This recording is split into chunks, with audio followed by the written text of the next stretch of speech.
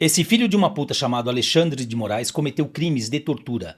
A prisão do presidente Bolsonaro, ilegal, claro, é apenas cortina de fumaça para encobrir o escândalo da Vaza Toga. Nosso foco tem que ser as mensagens vazadas do Tagliaferro. Os patriotas do dia 8 de janeiro foram torturados por Moraes e sua gangue.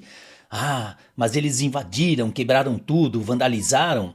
Beleza, que tivessem feito. E aqueles que foram presos no dia 9 de janeiro? O que eles fizeram? Por onde andam? O que aconteceu com eles? Essa é a pergunta que ninguém fez. Ninguém fala dos presos do dia 9 de janeiro. Aqueles que chegaram depois do ocorrido, que logicamente não estavam lá, não participaram da baderna do dia 8.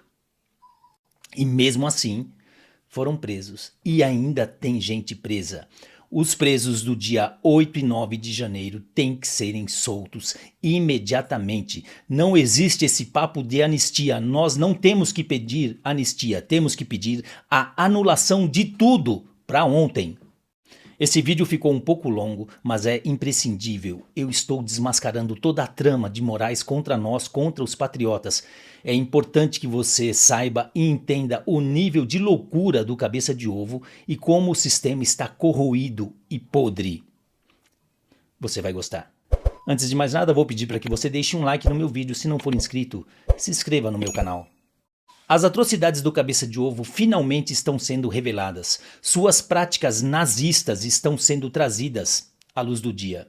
Muita coisa já sabíamos. Prisões arbitrárias e ilegais, perseguição, julgamentos inconstitucionais. Lembrando que os presos do dia 8 de janeiro, vou passar a incluir também os presos do dia 9 de janeiro, não têm foro privilegiado. Todos os casos deveriam estar sendo enviados, ter sido enviados para a primeira instância. Mas não foram. Ele abraçou tudo, agora se explica por que julgaram as pessoas aos lotes, aos baldes, sem individualização de conduta, sem dar aos advogados dos réus o direito de defesa. Estamos falando de mais de 2.000 pessoas presas irregularmente, ilegalmente. E por quê? Porque eles queriam derrotar o bolsonarismo. Falhou, seus vagabundos. Vamos por partes. Quem é Eduardo Tagliaferro? É o ex-perito criminal computacional, tendo trabalhado em várias cortes como o TRF3 e tribunais em Goiás, Santa Catarina, São Paulo e Minas Gerais. Foi designado em 2022 para trabalhar no TSE no grupo do ditador de toga, nomeado por ele mesmo na Assessoria Especial de Enfrentamento à Desinformação. Entenda-se, a Gestapo do Xandão, onde ele trabalhava com o juiz instrutor Ayrton Vieira. Vou falar dele logo mais. Esse é o que dava risada das perseguições aos patriotas nas conversas. Tagliaferro era a figura central na produção de relatórios em ações contra aliados de Jair Bolsonaro e bolsonaristas. E ele revelou o que acontecia nos bastidores do STF e TSE. O grupo de Moraes tinha uma missão: caçar bolsonaristas. Já sabemos que, em conluio com a Polícia Federal e o Exército, lembram daquele general Dutra, aquele lixo, que disse todo orgulhoso na maior cara de pau? As pessoas pensavam que nós estávamos protegendo, entraram nos ônibus pacificamente achando que iriam dormir e prendemos todo mundo. Fala-se isso. Não te lembra um filme da Alemanha nazista? A única diferença é que lá eles eram colocados em trens e aqui foram em ônibus. Moraes mandou prender todo mundo no dia do quebra-quebra. Lembrando que a invasão foi insuflada por militantes da extrema esquerda petista e pissolista. Mesmo com parecer da PGR para soltar os manifestantes, Moraes manteve as pessoas ilegalmente presas, até que o grupo do Tagliaferro vasculhasse a vida delas e buscasse por seus perfis nas redes sociais, de uma maneira bem simples. Encontrou nas redes sociais do preso postagens criticando Moraes, esteja preso. Falando mal das urnas mágicas, esteja preso. Falando mal do vagabundo do Luladrão, como se fosse possível falar bem dele, esteja preso. Foto postada usando camisa amarela ou elogiando Bolsonaro, esteja preso.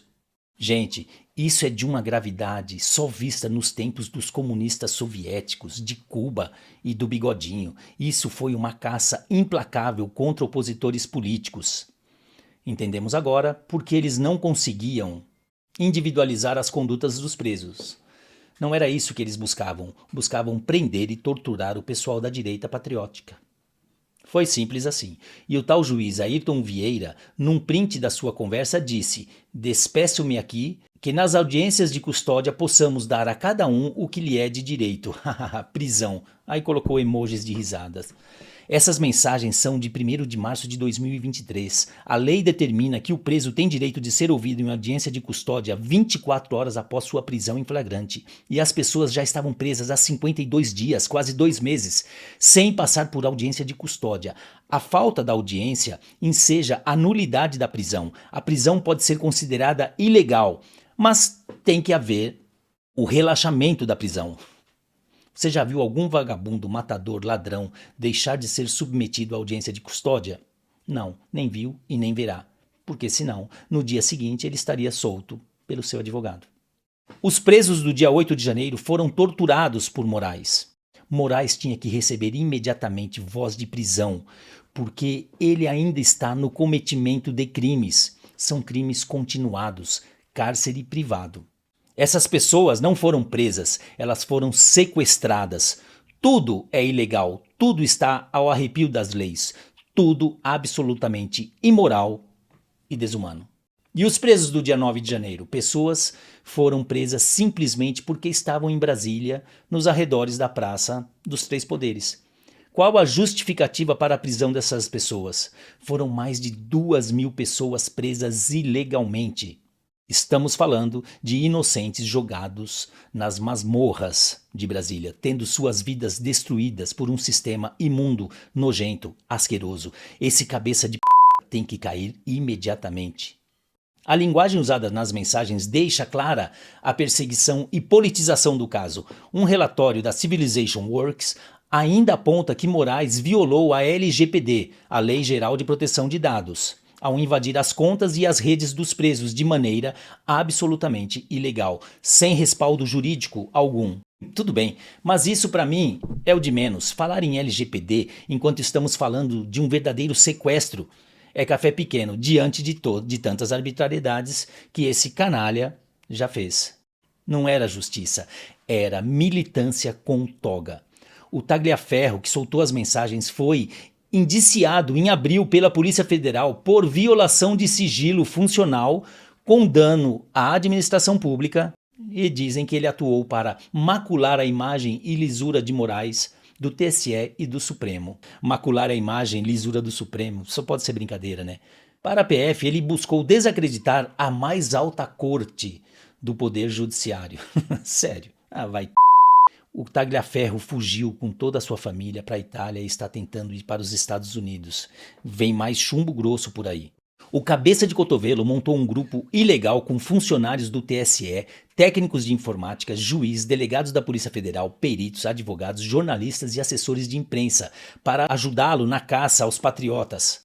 Rastrearam perfis e contas de todo mundo, usaram ferramentas de busca, invadiram IPs, cadastros, acessos biométricos, marcaram como perigosos os que falavam contra ele, o STF, o TSE ou que criticavam o sistema eleitoral. Usaram técnicas de geolocalização, cruzamento de dados, foi e está sendo uma verdadeira caçada contra cidadãos de bem e produziram relatórios e dossiês com prints, datas, locais das postagens e até conexões familiares. Os materiais eram entregues por Tagliaferro a autoridades judiciais para alimentar os inquéritos ilegais já abertos pelo STF. Tudo sem processo formal, sem autorização judicial, sem que as vítimas do sistema ou a defesa dos advogados soubessem do que estava acontecendo. Repito, tudo absolutamente feito de forma ilegal, rasteira.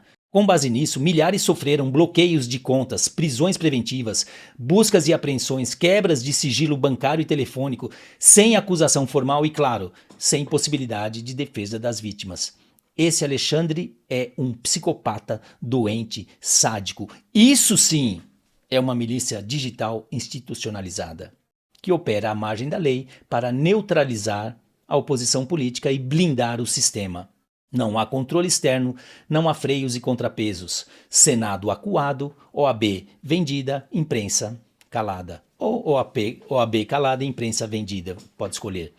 Tudo isso acontecendo e não se ouviu uma única palavra de Globo, Folha, Estadão, dentre outros. Os bolsonaristas patriotas foram caçados como se caçam inimigos numa guerra e ainda estão sendo caçados. Nesse momento, eles se utilizam de estratégias de perseguição, de incutir medo nas pessoas, de bloqueio de contas, de prisões ilegais, de censura de postagens e tudo mais que tiver ao alcance deles.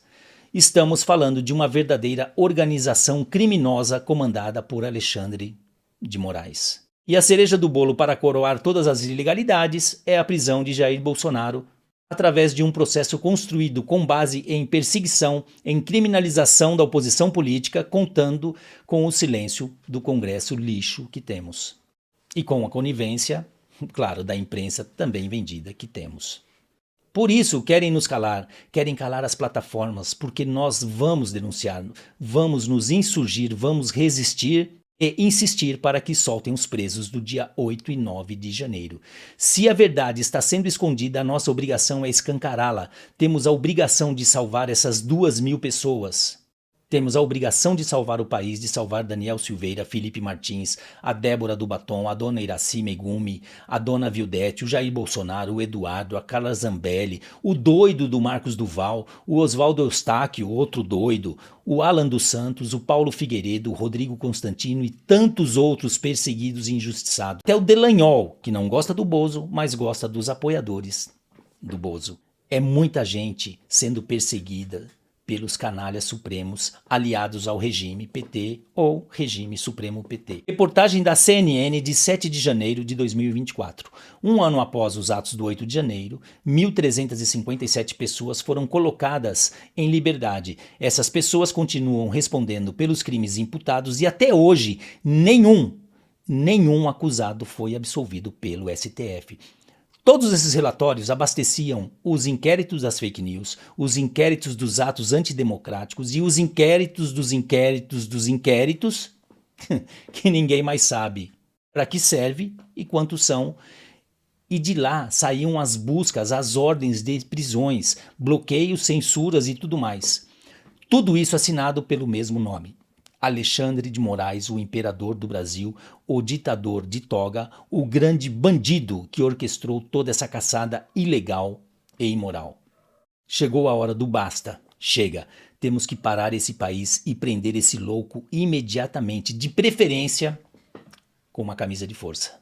E fique claro, não há que se falar em anistia, é anulação de tudo. Todo esse processo absolutamente ilegal tem que ser imediatamente anulado. Tudo, e Xandão impeachmentado e na cadeia. Esse marginal tem que ir para a cadeia. Além de violador de direitos humanos, é um bárbaro torturador. Nós temos que salvar o nosso país dessa gangue que tomou o poder, que tomou o país de nós. Nós temos que salvar nossa pátria e devolvê-la aos brasileiros. O Brasil é nosso, não é deles. Esse sistema podre tem que ruir. Ufa, até cansei. Valdir Palma, até a próxima, claro, se o sistema deixar. Deixe um like no meu vídeo, se inscreva no meu canal e me ajude a compartilhar essas informações que são extremamente graves. Forte abraço.